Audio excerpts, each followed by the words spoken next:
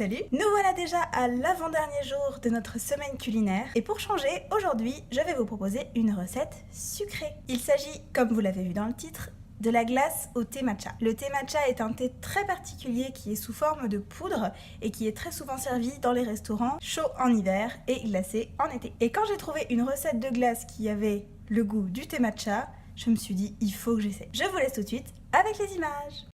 Pour cette recette, il vous faudra une cuillère à café de thé matcha, 2 œufs, 50 g de sucre, 200 ml de crème et 50 ml d'eau. Commençons par nous occuper de nos œufs. Nous allons les mettre dans un saladier et les fouetter vigoureusement pour qu'ils se mélangent bien. On va ensuite prendre 200 ml de crème et à cette crème, on va tout simplement mélanger notre cuillère à café de thé matcha. Vous remuez bien pour qu'il n'y ait pas de grumeaux. Le thé a tendance à vite former des grumeaux dans la crème, donc il est important de mélanger longtemps.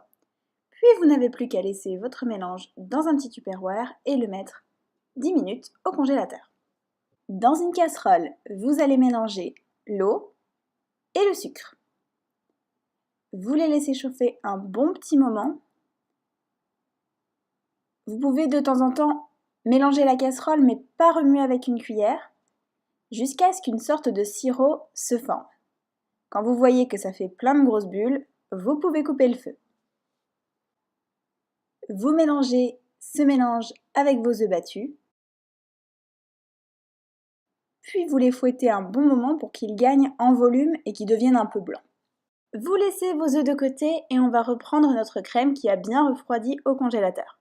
Vous allez la monter pour qu'elle devienne bien ferme. Vous n'avez plus qu'à incorporer la crème fouettée aux œufs.